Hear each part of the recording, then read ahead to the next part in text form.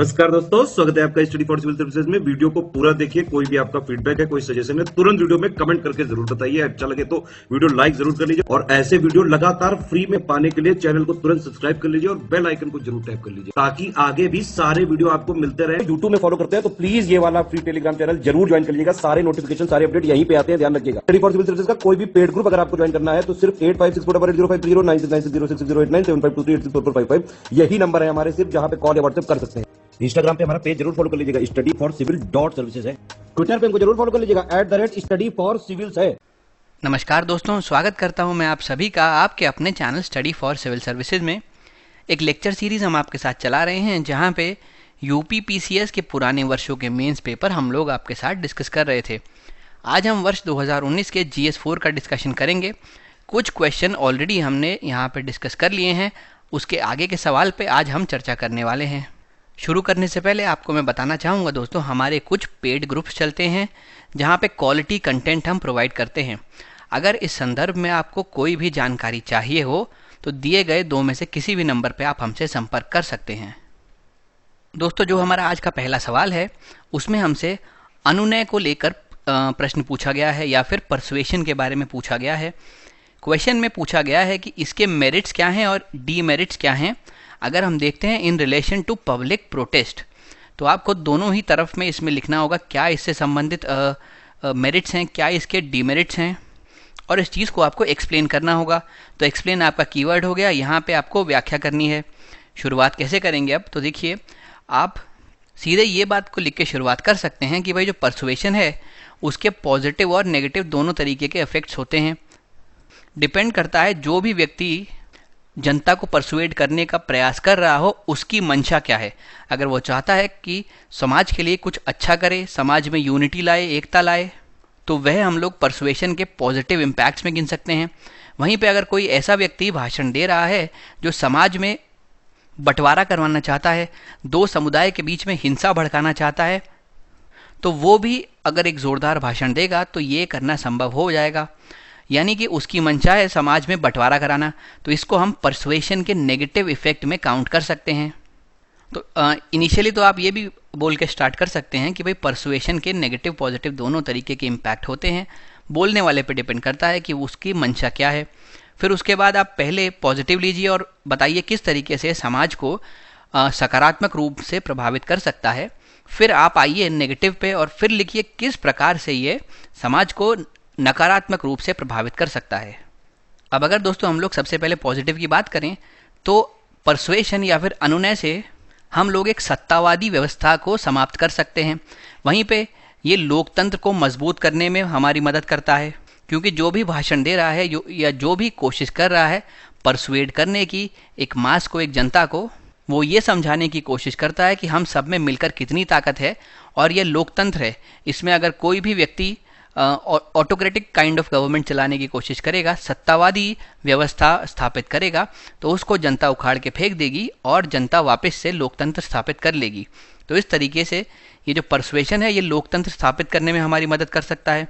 उसके अलावा लोगों का भरोसा ये बढ़ा सकता है डेमोक्रेटिक प्रोसेस में या फिर एक लोकतांत्रिक प्रक्रिया में जनता के भरोसे को मजबूत कर सकता है। ये समाज की समस्याओं को समझने में हमारी मदद कर सकता है। अगर एक व्यक्ति सभी लोगों को इकट्ठा करेगा एक किसी प्रॉब्लम को फोकस करके, यानी हम समझेंगे कि बहुत लोग ऐसे समाज में हैं जो इस प्रॉब्लम से अफेक्टेड हैं, तो सरकार अपने नीति निर्माण के दौरान इस पर्टिकुलर समस्या के लिए कुछ प्रावधान रख सकती है, कुछ प्रोविजंस कर सकती है। परसुएशन से एक चीज़ अच्छी ये होती है कि भाई जो समान विचार रखने वाले व्यक्ति हैं, जो लाइक माइंडेड पॉपुलेशन है, वो एक साथ इकट्ठी होकर एक ही डायरेक्शन में कार्य कर सकती है। कोई भी व्यक्ति परसुएशन से जनता को एकजुट कर सकता है, हमारे देश में एकता बढ़ा सकता है। तो ये तो हो गए इसके पॉजिटिव परिणाम। अब अगर आप नकारात्मक प्रभाव की तरफ ध्यान दें तो इससे क्या हो सकता है। देखिए, अगर कोई गलत स्पीच देगा, जिसको हम हेट स्पीच भी कहते हैं, अगर कोई हेट स्पीचेस यहाँ पे देगा तो जनता को भड़का सकता है। जनता को भड़काएगा तो दंगे होने की संभावना बढ़ जाती है। उसके अलावा भीड़ तंत्र यहाँ पे फैल सकता है, अराजकता फैल सकती है। ये ही सब चीज़ें और गंभीर रूप लेके सांप्रदायिक हिंसा में कन्वर्ट हो सकती हैं। जैसा कि हमने शुरुआत में बताया था, जो भी वो परsuade करने की कोशिश कर रहा है लोगों को, उसकी मंशा क्या है, उसकी विचारधारा क्या है, इस पर डिपेंड करेंगे कि क्या इसके प्रभाव पड़ते हैं। अगर वह लोगों को भड़काना चाहता है और अगर वो एक स्ट्रॉन्ग स्पीकर है, एक ओरेटर है, तो वो आसानी से अपने भाषण से दंगे करवा सकता है, लोगों को भड़का सकता है। किसी भी व्यवस्था को, या फिर राजनीतिक व्यवस्था कहें हम तो बेहतर होगा, किसी भी राजनीतिक व्यवस्था को अस्थिर करने में उसको कुछ ही देर लगेगी। लोगों को भड़का के वह आंदोलन छेड़ सकता है और फिर यही आंदोलन धीरे धीरे करके दूसरे क्षेत्रों तक पहुंच जाता है। इससे पूरी जो व्यवस्था है उसका अनस्टेबल होने का खतरा बढ़ जाता है। तो यही सभी पॉइंट आपको अपने आंसर में इंक्लूड करने होंगे। अब देखते हैं आंसर हमने किस प्रकार बनाया है। देखिए, शुरुआत हमने यही कह के की है कि जो परसुएशन है ये एक मोबिलाइजेशन का अच्छा तरीका है, अच्छी टेक्निक है, एक सफल लामबंदी दृष्टिकोण है और इसके फ़ायदे और नुकसान दोनों ही होते हैं।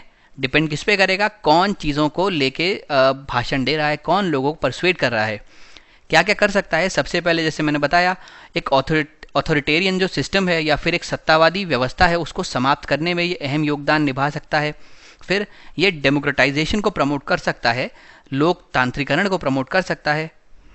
ये समुदाय में लोकतांत्रिक प्रक्रिया को बढ़ाने का कार्य करता है, क्योंकि सभी लोग एक साथ आ जाएंगे तो जिस भी दिशा में वे जाएंगे वह एकजुट होकर जाएंगे। तो इसीलिए हम ये भी कह सकते हैं कि जो लाइक माइंडेड पीपल हैं, एक जैसा सोच रखने वाले जो लोग हैं, उनको एक प्लेटफॉर्म देने का ये प्रयास करता है। फिर समाज में क्या समस्याएं चल रही हैं उनको समझने में, पहचानने में मदद करता है, उनको पॉपुलराइज करता है, जिससे कि वह सरकार की नज़र में आ सकें और सरकार अपने नीति निर्माण के दौरान इस चीज़ को ध्यान रख सके। उसके अलावा ये जनता का भरोसा वापस इंस्टॉल कर सकता है एक व्यवस्था में, वहाँ की सरकार में। फिर पॉलिसी मेकिंग जैसे हमने बात की उसको भी प्रभावित कर सकता है। अब यहाँ पे एक एग्जाम्पल हमने लिखा है दोस्तों, होस्नी मुबारक जो कि इजिप्ट के राष्ट्रपति थे, उनके शासन को दमनकारी कहा जाता था या फिर ऑप्रेसिव कहा जाता था। जनता इस चीज़ से परेशान थी, तो जनता ने एक साथ इकट्ठा होकर तहरीर स्क्वायर नामक जगह पे डिमॉन्स्ट्रेशन किए, वहाँ पर प्रदर्शन किए। इन प्रदर्शनों के चलते इनके परिणाम स्वरूप धीरे धीरे वहाँ के शासन में बदलाव आने लगा, वहाँ परिवर्तन देखा जाने लगा। यानी ये जो था इसकी वजह से अच्छे की तरफ परिवर्तन हुआ। इसको हम लोग रचनात्मक विरोध के तौर पर समझ सकते हैं, क्योंकि ये अहिंसक था और ये प्रभावी भी रहा। फिर डीमेरिट्स पे देख लेते हैं। जैसे मैंने बताया आपको, अगर कोई व्यक्ति इसी मंशा से आया हो कि उसे भीड़ को भड़काना है, तो उसकी वजह से भीड़ तंत्र फैल सकता है, भ्रम लोगों में फैल सकता है, अराजकता बढ़ सकती है। एक वैध सरकार के काम में ये लोग मिलके इसी प्रकार बाधा डाल सकते हैं। ये सब जब और गंभीर रूप ले लेगी तो सांप्रदायिक हिंसा बन सकती है, ये अलगाववादी प्रवृत्तियों को जन्म दे सकती हैं, सेपरेटिस्ट डिमांड बढ़ सकती हैं लोगों की।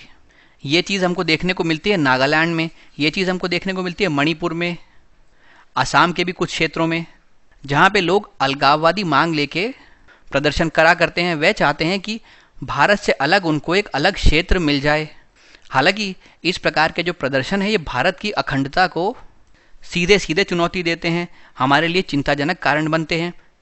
ये लोगों को भटकाते हैं, युवाओं को गुमराह करते हैं और फिर सरकार को इनसे अलग अलग तरीके के समझौते करने पड़ते हैं। जैसे असम में सरकार अभी तक 3 अकॉर्ड्स कर चुकी है वहाँ के इस प्रकार के प्रदर्शन को शांत करने के लिए। तो यानी बोलने वाले या फिर भाषण देने वाले की मंशा क्या है, इस पे डिपेंड करता है कि ये किस तरफ जाएगा उसका परसुएशन या फिर अनुनय। एग्जाम्पल जैसे हमने बात की, यहाँ पे यूथ का रेडिकलाइजेशन या फिर युवाओं को कट्टरपंथ के लिए प्रोत्साहित करना, खालिस्तान का आंदोलन या फिर जो उत्तर पूर्वी भारत में चल रहे हैं लगातार उग्रवादी आंदोलन, उसका भी आप यहाँ पे एग्जाम्पल दे सकते हैं। फिर अगर और स्पेसिफिक बात करनी हो तो जैसे हमने आपको बताया, आसाम का दे सकते हैं, मणिपुर का दे सकते हैं, नागालैंड का दे सकते हैं। फिर एक और बात ये हो सकती है कि जनता को इस हद तक भड़का दे कि जनता जो भी गवर्नमेंट अथॉरिटी की आइडेंटिटी है या फिर जो भी उससे जुड़े हुए बुनियादी ढांचे हैं उनको डिस्ट्रॉय करने लगते हैं, लोग उनको ध्वस्त करने लगते हैं। और जैसे मैंने कहा, इसका और गंभीर रूप दंगों के रूप में हमको देखने को मिलता है। ये जो है पूरे राष्ट्र को नुकसान पहुंचा सकता है। तो यानी आप देखिए दोस्तों, परसुएशन या फिर जो अनुनय है वही सेम मेथड है, लेकिन किस तरीके से इसके अलग अलग परिणाम हो सकते हैं और उनके आधार पर कैसे ये देश के विकास में या फिर देश को तोड़ने में अपनी भूमिका निभा सकते हैं। अब दोस्तों चलते हैं अपने अगले प्रश्न की तरफ। यहाँ पे हम लोगों को रेलेवेंस बतानी है इन कुछ चीज़ों की सिविल सर्विसेज के कंटेक्स्ट में। और क्या है यहाँ पे? ट्रांसपेरेंसी है, अकाउंटेबिलिटी है, करेज ऑफ कन्विक्शन है, पारदर्शिता के बारे में बताना है आपको, जवाबदेही के बारे में बताना है, और दृढ़ विश्वास का साहस को एक तत्व के तौर पर सिविल सर्विस में उसकी क्या प्रासंगिकता है, इसका परीक्षण आपको करना है। अब यहाँ पे दोस्तों 3 भाग है आपके क्वेश्चन के। तीनों को आपको अपनी वर्ड लिमिट का ध्यान रखते हुए ही आंसर करना है। शुरुआत आप कैसे कर सकते हैं? तीनों ही पार्ट्स में आप सबसे पहले तो उसको परिभाषित करिए कि भाई पारदर्शिता क्या होती है, जवाबदेही क्या होती है, दृढ़ विश्वास का साहस से क्या अभिप्राय है हमारा। फिर उसके बाद आप जब इसके साथ जुड़ी हुई कुछ विशेषताएं बताएं तो उन विशेषताओं को कनेक्ट कर दीजिए आप सिविल सर्विसेज से, और इस प्रकार आप दिखा पाएंगे कि क्या इनका रेलेवेंस है सिविल सर्विसेज में।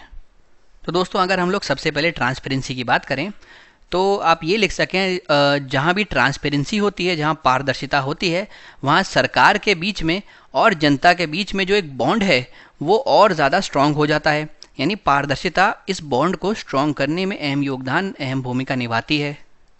उसके अलावा क्योंकि सब कुछ पारदर्शी है, सब कुछ सबके लिए एक्सेसिबल है, इससे लोगों का जो कॉन्फिडेंस है वो भी बढ़ता है अपनी सरकार पे।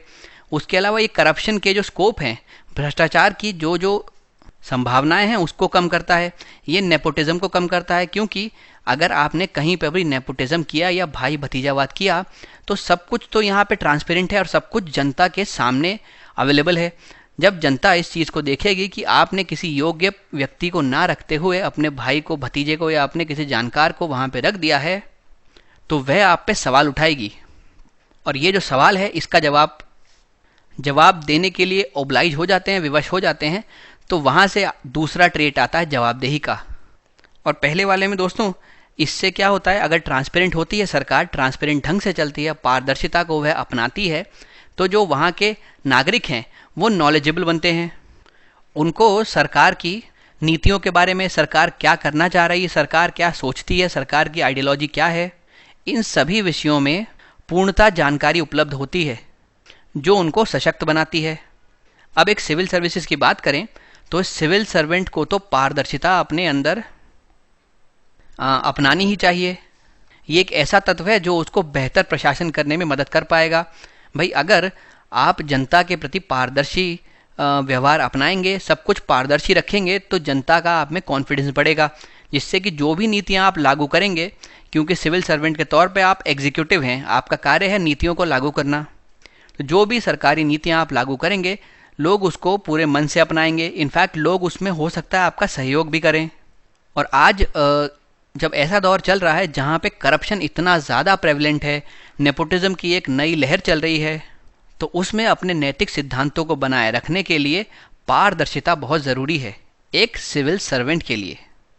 फिर दोस्तों बात करते हैं अकाउंटेबिलिटी की। ये बेसिकली इस चीज़ को सुनिश्चित करती है कि आप अपने लिए गए डिसीजंस के लिए या फिर अपने किए गए कृत्यों के लिए किसी को जवाब देने के लिए ओब्लाइज हैं। अगर आपने कोई गलत काम किया, अगर आपने कोई कहे गए प्रोमिसेस पूरे नहीं किए, तो जनता आपसे सवाल पूछ सकती है और आपको जवाब देना पड़ेगा।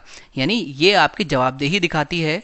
और अगर किसी भी सिस्टम में, किसी व्यवस्था में जवाबदेही रहती है तो उस व्यवस्था की समग्र दक्षता बढ़ती है, एफिशिएंसी इंक्रीज होती है। उसके अलावा नैतिकता के सिद्धांतों पर वह सदैव चलती है, क्योंकि जो भी व्यक्ति कुर्सी पे बैठा है उसको ये बात का इल्म है कि उसे जनता को जवाब देना होगा अपने कृत्यों के लिए। तो इससे आप गलत रास्ते पर जाने से बचेंगे, गलत निर्णय लेने से बचेंगे, भेदभाव करने से बचेंगे, योग्य व्यक्ति को आगे बढ़ने के लिए अवसर प्रदान करेंगे, करप्शन से बचेंगे, कुप्रशासन कम होगा। तो इसके साथ जुड़ी हुई सभी चीज़ें एक बेहतर प्रशासन की तरफ हमको ले जाती हैं। और क्योंकि एक सिविल सर्वेंट नीति को ज़मीनी स्तर पर लागू करता है, इसीलिए उसका जवाबदेह होना बहुत ज़रूरी है। जनता उससे सवाल पूछ सकती है। अगर वो किसी भी प्रकार से किसी भी प्रक्रिया में अपने निहित स्वार्थों को आगे रख के चलता है तो जनता उससे पूछेगी, उसको जवाब देना पड़ेगा। इसी डर से कई बार लोग जो है वो सही मार्ग अपनाने के लिए मजबूर हो जाते हैं, और किसी भी तरीके से सही, लेकिन आप सही मार्ग पर चलने लगे तो इससे पूरे प्रशासन की जीत होती है।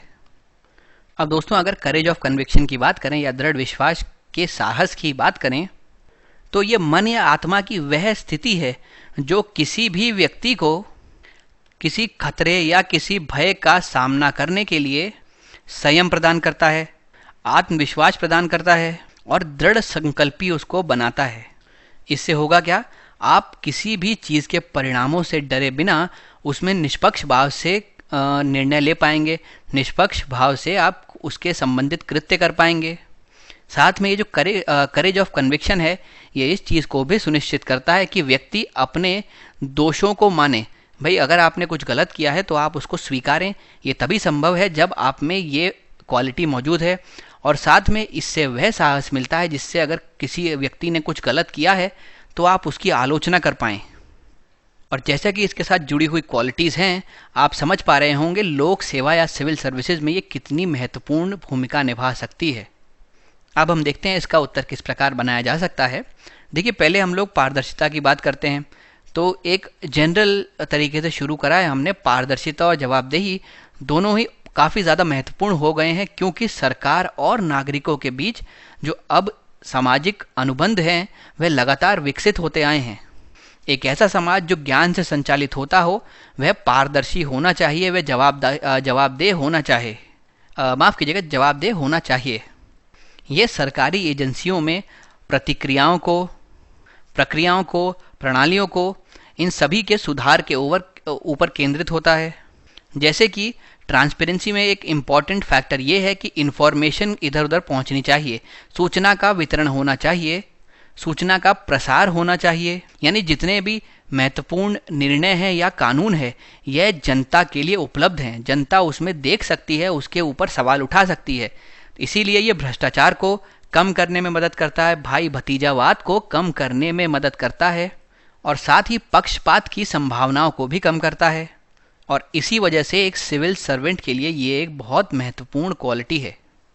फिर देखते हैं हम लोग अकाउंटेबिलिटी या फिर जवाबदेही।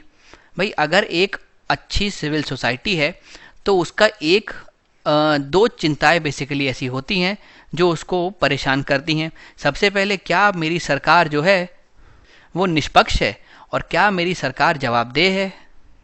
क्योंकि अगर ये दोनों चीज़ें ही होंगी तो उससे नागरिक सशक्त होंगे और नागरिकों के पास ये अधिकार आएगा कि वह अपनी सरकार से सवाल पूछ सकें, सरकार को इसका जवाब देना पड़ेगा। इससे पूरे सिस्टम की अकाउंटेबिलिटी, उसकी जवाबदेही बढ़ेगी।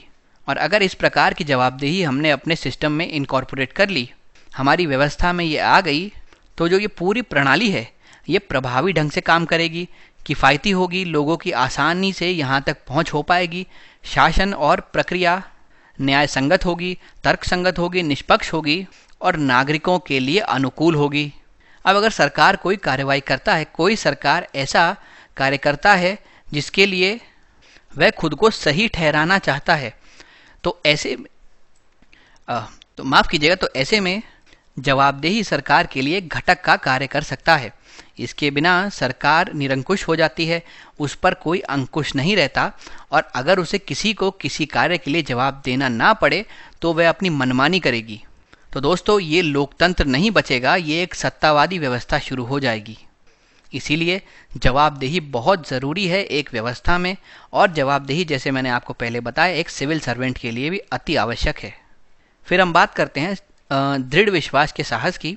ये मन या आत्मा की वो स्थिति है या चरित्र की वो धारणा है जो किसी व्यक्ति को खतरे या भय का सामना करने के लिए संयम, आत्मविश्वास और दृढ़ संकल्प प्रदान करता है। यानी ये जो वाक्यांश है ये एक प्रकार से साहस या बहादुरी का वर्णन करता है जो किसी व्यक्ति को बिना नतीजों से डरे निर्णय लेने में सक्षम बनाता है।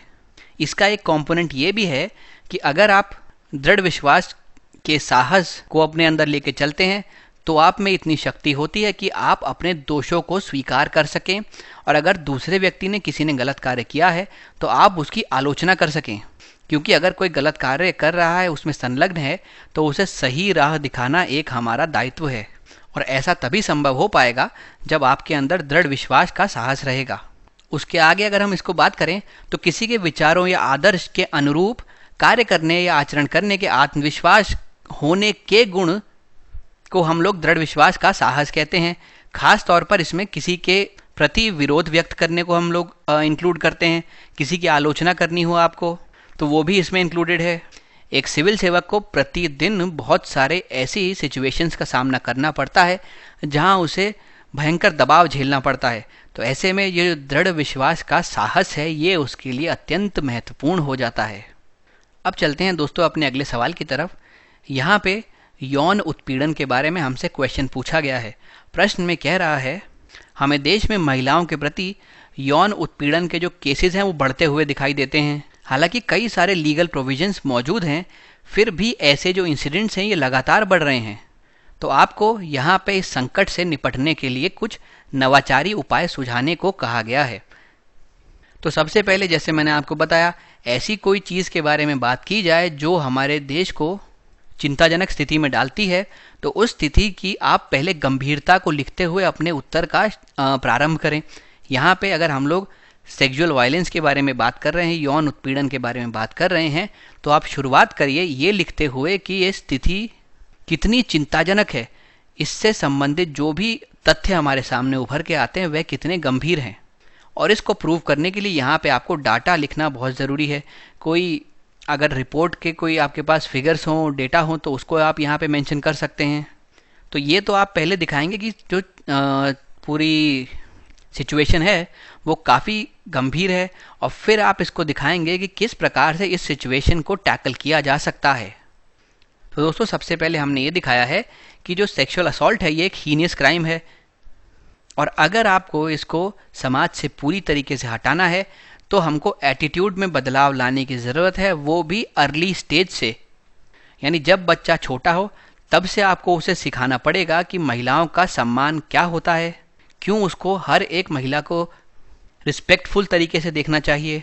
अगर आप उसमें अर्ली एज में इस चीज़ को इनकॉर्पोरेट करने की कोशिश करेंगे तो बेहतर समाज की एक धारणा जो हम सोचते हैं उसको हम लोग साकार कर पाएंगे। ऐसे जो क्राइम है ये ज़्यादातर देखा गया है जो पेट्रियार्कल माइंडसेट है उसकी वजह से प्रेवलेंट होते हैं।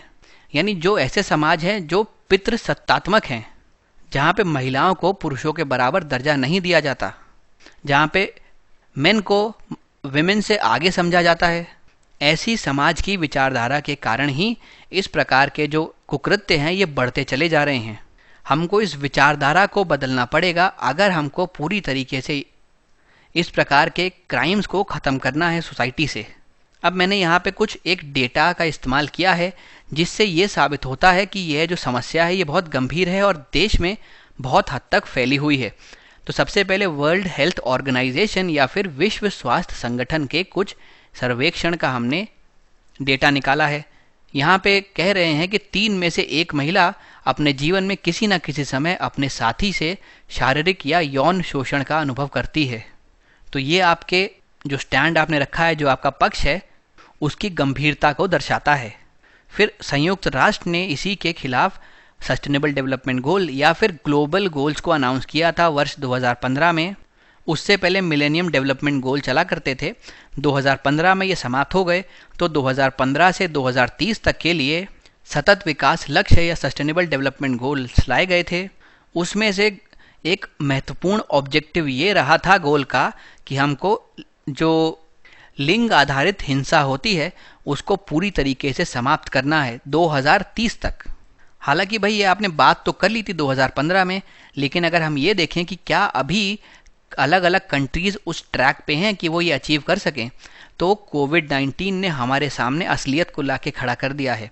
जब ये महामारी आई तब समझ में आया कि देश जो है, ये अलग अलग जो राष्ट्र हैं, वो कहीं दूर दूर तक इस वाले गोल को अचीव करने के लिए अपने ट्रैक पर नहीं है। महिलाओं के खिलाफ होती हिंसा लगातार बढ़ती जा रही है।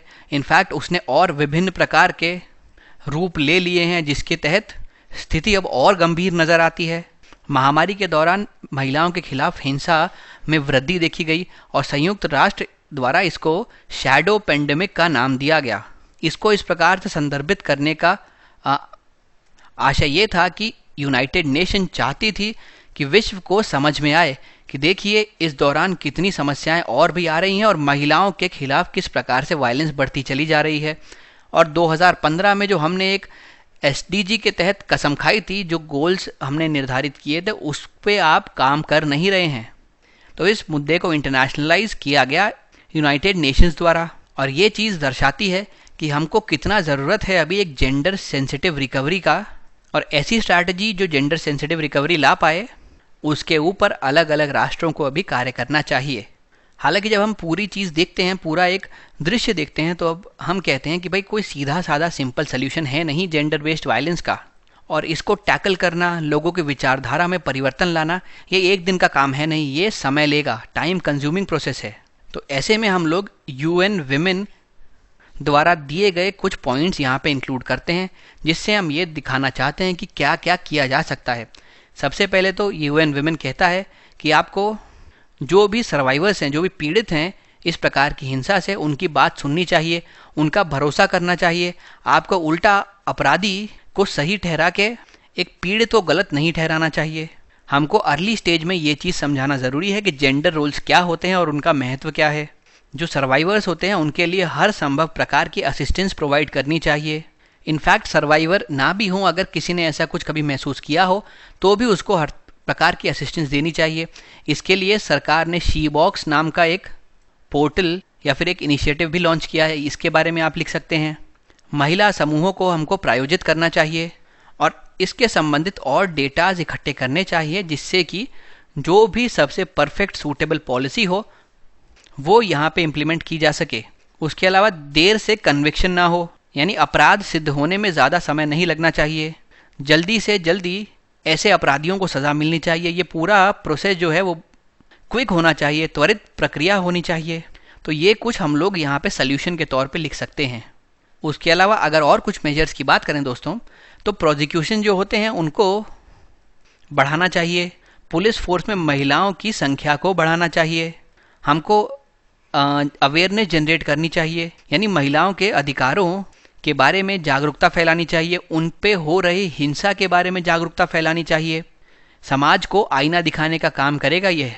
महिलाओं के लिए सेल्फ डिफेंस के लेसन्स हमको आयोजित करने चाहिए। महिला पुलिस अधिकारियों द्वारा सड़कों और सार्वजनिक परिवहन के साधनों में रात्रि गश्ती करनी चाहिए। उससे इस प्रकार के अपराधों की मात्रा कम हो सकेगी, और अगर किसी महिला के खिलाफ कोई इस प्रकार के अटेम्प्ट्स हो रहे होंगे तो वह आसानी से इस महिला पुलिस को बता पाएगी। अगर यहाँ पे कोई पुरुष होता है तो उसको बताने में हिचकिचाहट होती है। अगर महिला पुलिस यहाँ पे हम लोग तैनात करेंगे तो शायद ये अपने ऊपर हुए अपराध को, अपनी पीड़ा को आसानी से इनको बता पाएगी। महिलाओं को बचाने के लिए टेक्नोलॉजी का सहारा लेना चाहिए। ऐसी स्मार्टफोन एप्लीकेशन को डेवलप करना चाहिए जो यदि अगर महिला कोई खतरे में हो तो वह अपने प्रियजनों को या पुलिस को सीधे सूचित कर सके, जिससे कि उस पर क्विक एक्शन लिया जा सके और महिला को ऐसे अपराधों से बचाया जा सके। और दोस्तों इसके संदर्भ में हम ये फ्लो चार्ट से कुछ चीज़ें समझ सकते हैं। यहाँ पे स्टॉप सेक्सुअल वायलेंस के बारे में बता रखा है।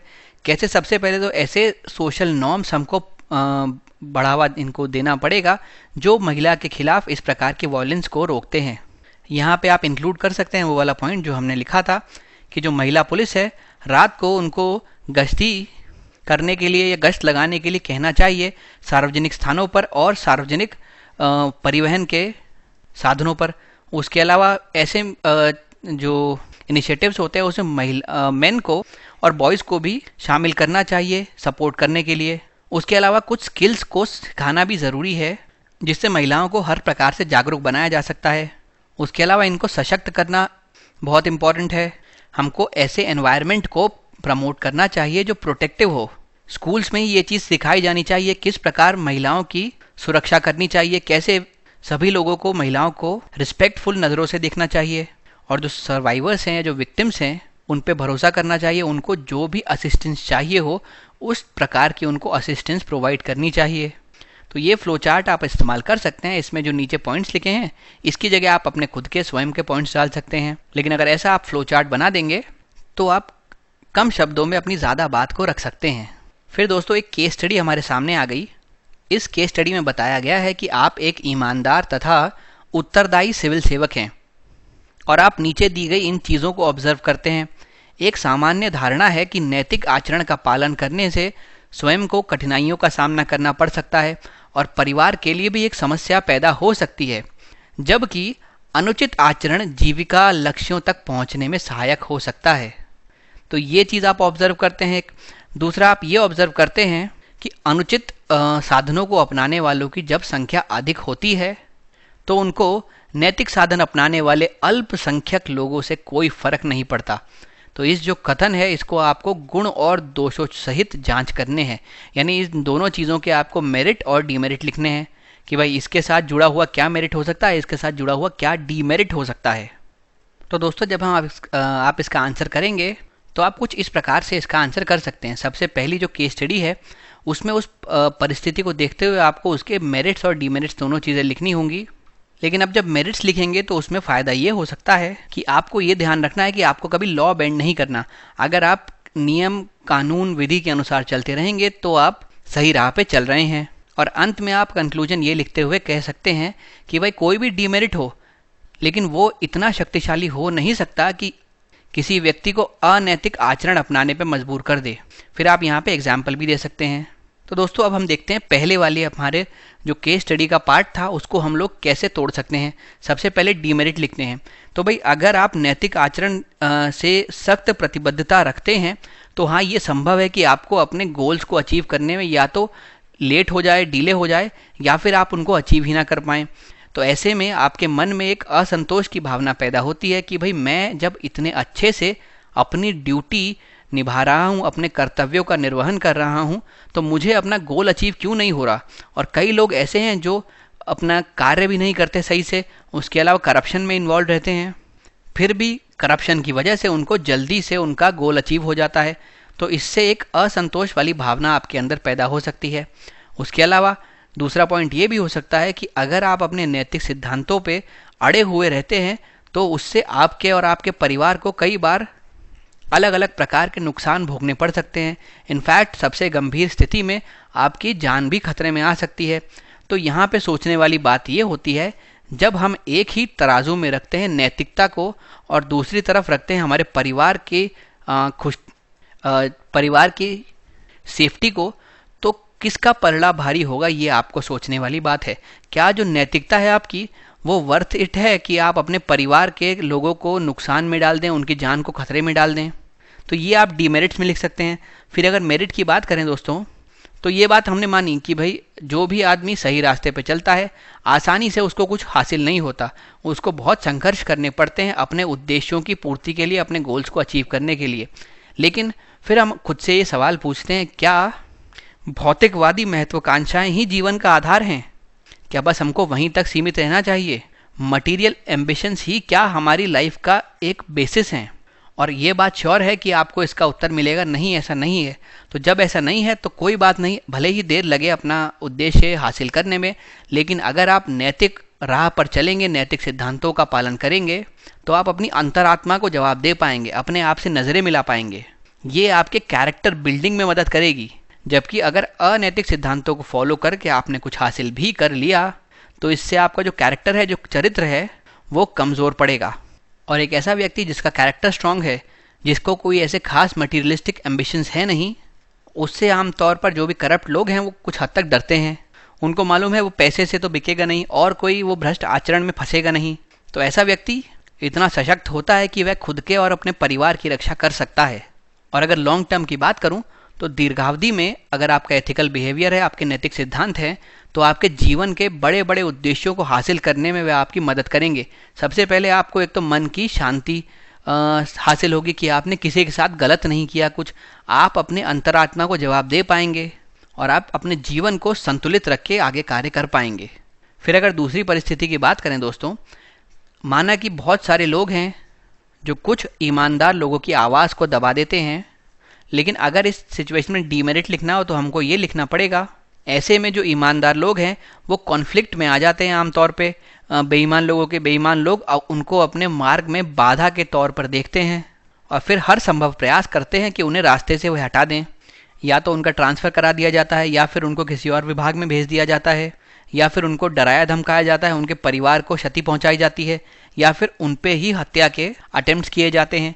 एग्जाम्पल के तौर पे यहाँ पे हमने सत्येंद्र दुबे का एग्जाम्पल दिया है, जिनकी हत्या कर दी गई थी करप्ट पावर को अपोज करने के चक्कर में। फिर अगर दोस्तों हम लोग यहाँ मेरिट की बात करें तो ऐसे में हम ये लिखेंगे कि भले ही कुछ ही ऐसे लोग हों जो कि ज़्यादा संख्या में मौजूद भ्रष्ट लोगों से अलग हटके ईमानदारी की तरफ अपना झुकाव दिखाते हैं, लेकिन यही लोग होते हैं जो जनता के लिए एक प्रेरणा का स्रोत बनते हैं। यही लोग होते हैं जिससे जनता का प्रशासन पे, पूरी व्यवस्था पे विश्वास कायम रहता है, और यही लोग होते हैं जो जन कल्याण के लिए कार्य करते हैं। यहाँ पे आप एग्जाम्पल दे सकते हैं अन्ना हजारे का, जिन्होंने करप्शन के अगेंस्ट कैंपेन की थी। यहाँ पे एग्जाम्पल दे सकते हैं आप TN शेषन का, जो कि चीफ इलेक्शन कमिश्नर रहे थे, और उन्होंने बिहार के उत्तर प्रदेश के इलेक्शंस के रिजल्ट को रद्द घोषित कर दिया था वहाँ पे व्यापक वोट के हेराफेरी के कारण। अब दोस्तों हम चलते हैं यहाँ पे सेक्शन बी की तरफ। 200 शब्दों में आपको यहाँ पे हर एक क्वेश्चन को मैक्सिमम आंसर करना होता है। आपका प्रयास रहना चाहिए 180 शब्दों में आप आंसर करें, और उसके अलावा 12 मार्क्स अलॉटेड होते हैं हर एक क्वेश्चन को मैक्सिमम। यहाँ जो पहला सवाल है वो रिलीजियस बायोगॉटरी के ऊपर है, यानी धार्मिक कट्टरता के ऊपर है।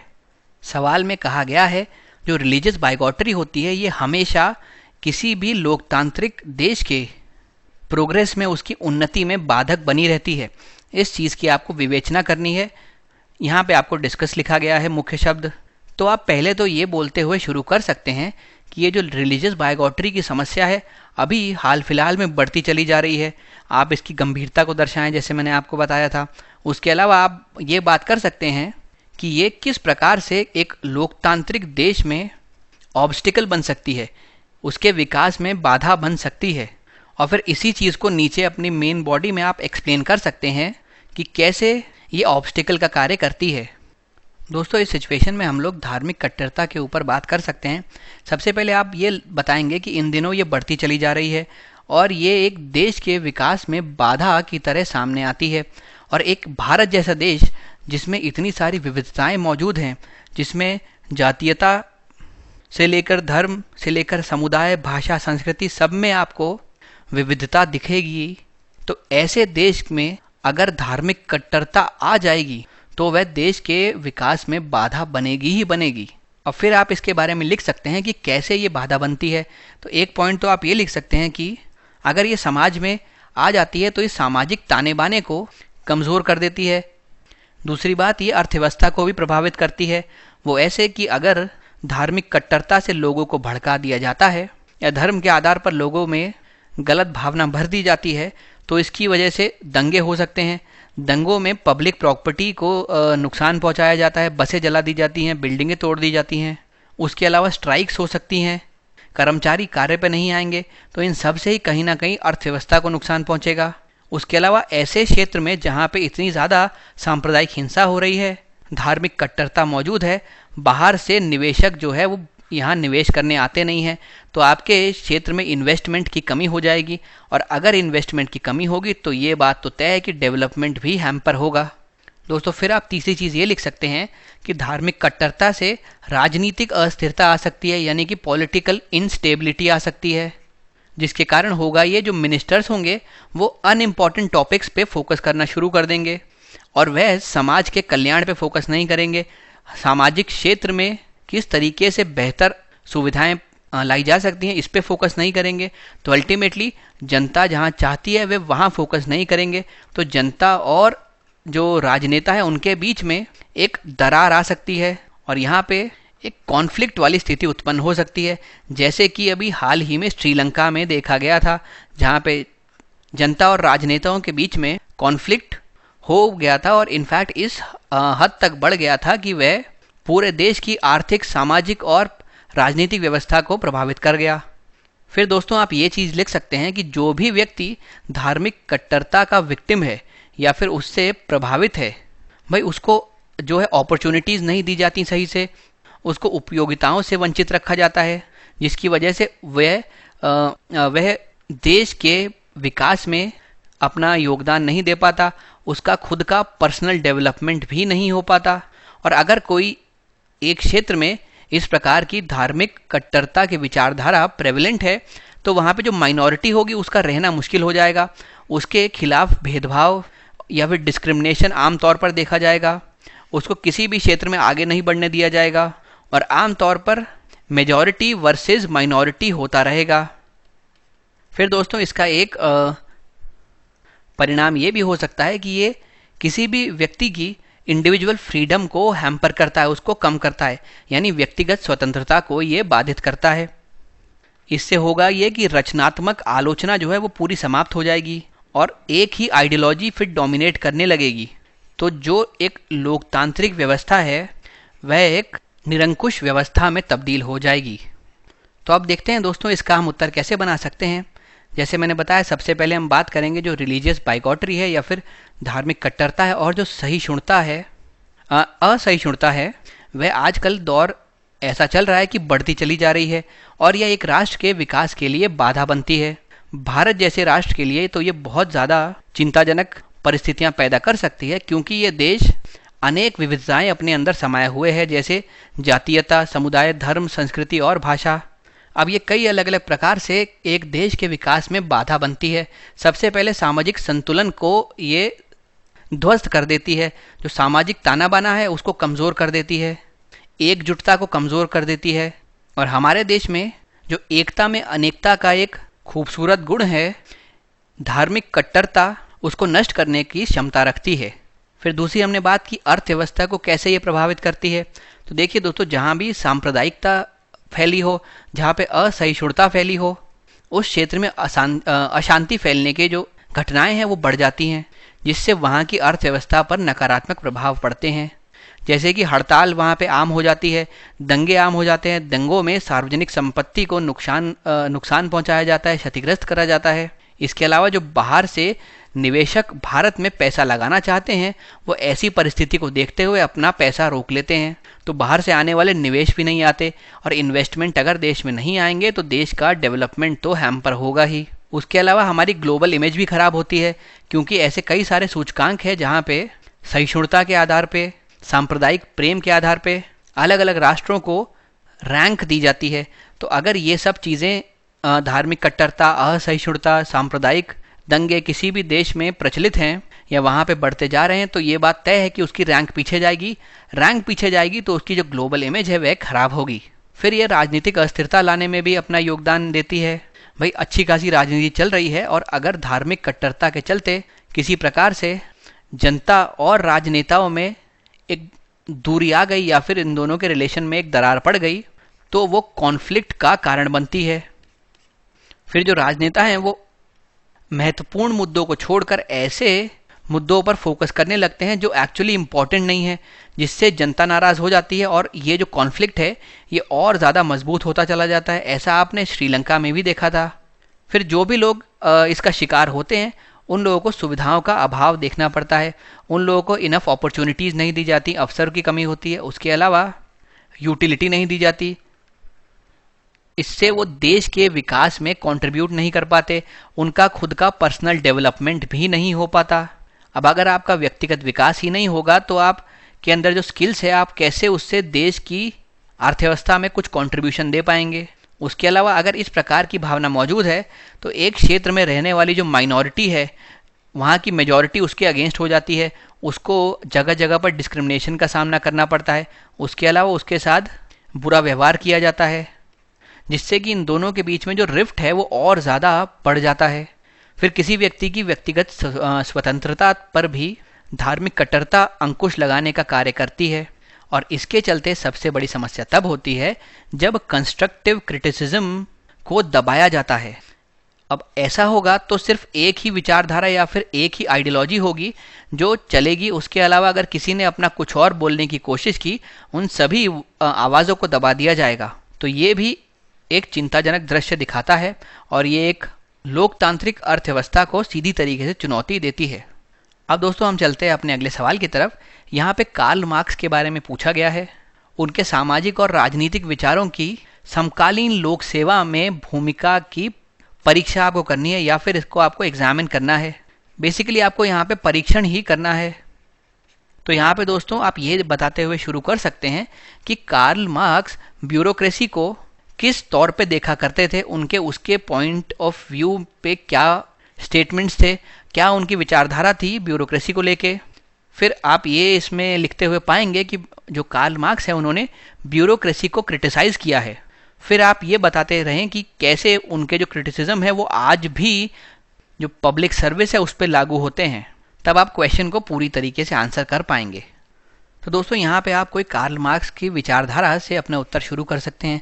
जैसे कि वे कहा करते थे कि कोई भी सिद्धांत या कोई भी आइडिया ऐसा होना चाहिए जो ना केवल दुनिया को समझने में मदद करे लेकिन उसमें परिवर्तन लाने में भी सक्षम हो। परंतु ऐसी चीज़ को आप बाद में जब कनेक्ट करेंगे ब्यूरोक्रेसी के साथ तो आप लिखेंगे कि ब्यूरोक्रेसी को तो कार्ल मार्क्स जो है वो क्रिटिसाइज़ किया करते थे। वो कहते थे ब्यूरोक्रेसी और कुछ नहीं लेकिन एक साधन है जिसके तहत मजदूरों का शोषण किया जाता है, जिसके तहत आम आदमी के अधिकारों को दबाया जाता है। ब्यूरोक्रेसी एक पूंजीवादी राज्य व्यवस्था का अभिन्न अंग है, उसी के ऊपर पनपता है और उसके तहत शोषण करता है। यहाँ पे आप आज का एग्जाम्पल लेके लिख सकते हैं, जैसा पॉलिटिक्स और ब्यूरोक्रेसी के बीच में एक नेक्सस चल रहा है, उसके तहत आम आदमी के अधिकारों को, उसकी आवाज़ को दबाया जा रहा है। ये कार्ल मार्क्स के विचार को इस तरीके से रिप्रेजेंट करता है आज के कंटेम्प्रेरी टाइम्स में। फिर कार्ल मार्क्स कहते थे जो ब्यूरोक्रेसी है वो हालांकि एडमिनिस्ट्रेशन का एक टूल है लेकिन वो एक टॉर्चर का भी टूल है। वो जनता को टॉर्चर करने के लिए बनाया गया है। वो प्राइवेट इंटरेस्ट को हमेशा ऊपर रखता है।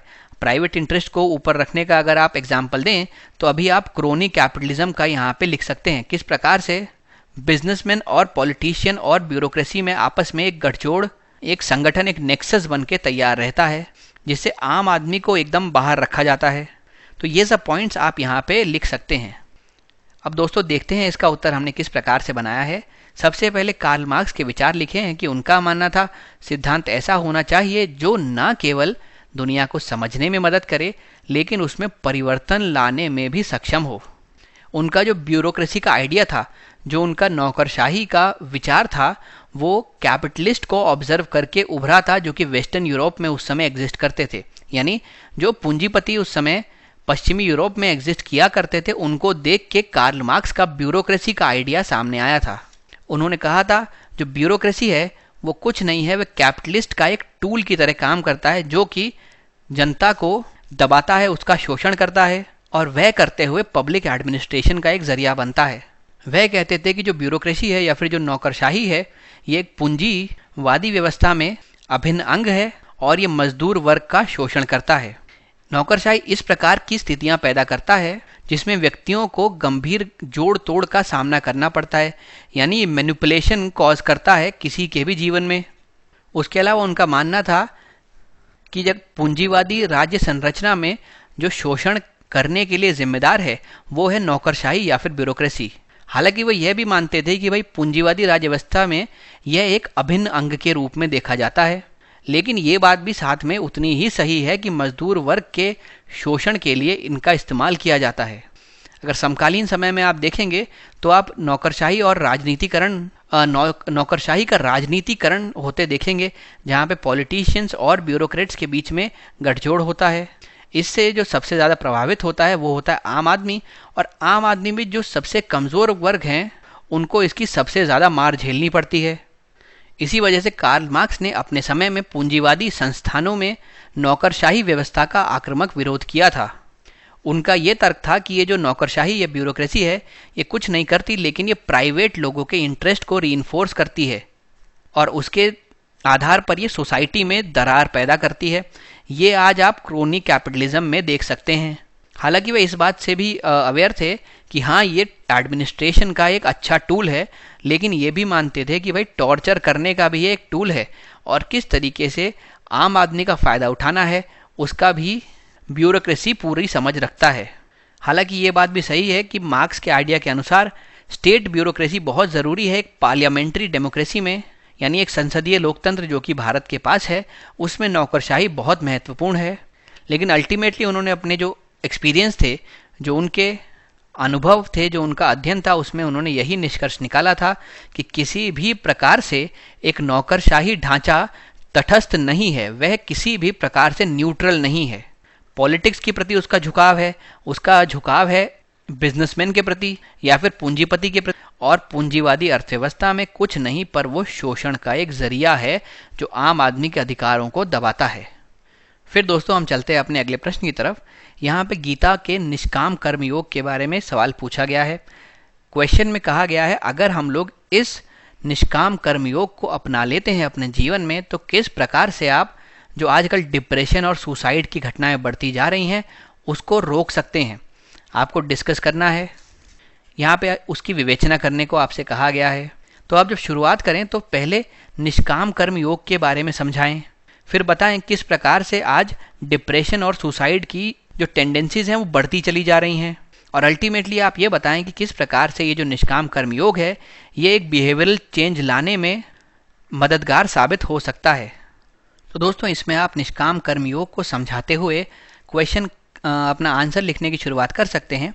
आप लिख सकते हैं कि भगवान कृष्ण ने कहा है कि अगर आपको सत्य की और संतुष्टि की खोज करनी हो तो जो उसके लिए वास्तविक मार्ग है वह निष्काम कर्म में ही आपको मिलेगा। जो निष्काम कर्म है वो प्रेम के लिए जाना जाता है, वह अपने डिवोशन या फिर समर्पण के लिए जाना जाता है, और वह इंजॉयमेंट के लिए जाना जाता है।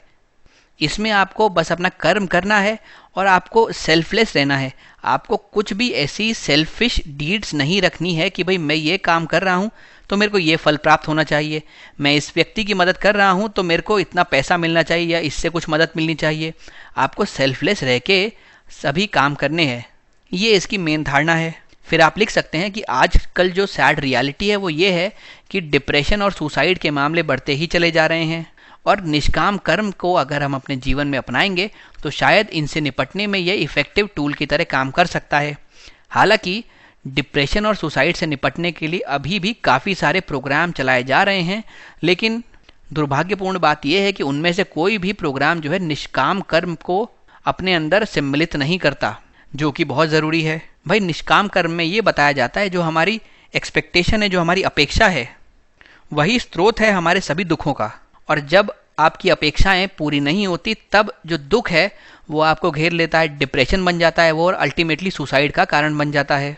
भाई, हम सोचते हैं हमने किसी एग्ज़ाम की तैयारी की है तो वो पास होना ही चाहिए, अगर उसको हम पास नहीं कर पाते तो हम डिप्रेशन में चले जाते हैं। कई सारे ऐसे इंसिडेंट्स भी देखे गए हैं जहाँ पे लोग निराश होकर सुसाइड जैसे तरीके अपना लेते हैं।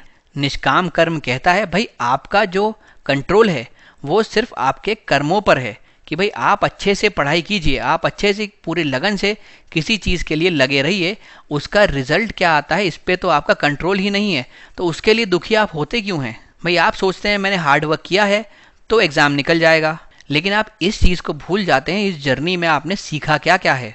आप जब अपने आप को कंपेयर करते हैं किसी ऐसे व्यक्ति से जो आपके आसपास रहते हो तो आप समझ पाते हैं कि आप में कितना ज़्यादा विकास हुआ है, पर्सनैलिटी कितनी आपकी ग्रूम अप हुई है, आप में ओवरऑल पर्सनैलिटी डेवलपमेंट कितना हुआ है, और वो इस रिजल्ट के बलबूते नहीं हुआ, इस पूरी जर्नी, इस सफ़र के बलबूते हुआ है। तो जो सफ़र है आपको उसे एंजॉय करना चाहिए, जो रिजल्ट है वो हमारे हाथ में है नहीं, हमारे हाथ में है बस इसके दौरान कर्म करना। तो आप कर्म करते चाहिए और फल की इच्छा ना करिए, ये सोचिए फल भगवान देंगे। अगर हमारे कर्म सच्चे हैं तो भगवान देखेंगे और उसी अनुसार वह फल देंगे।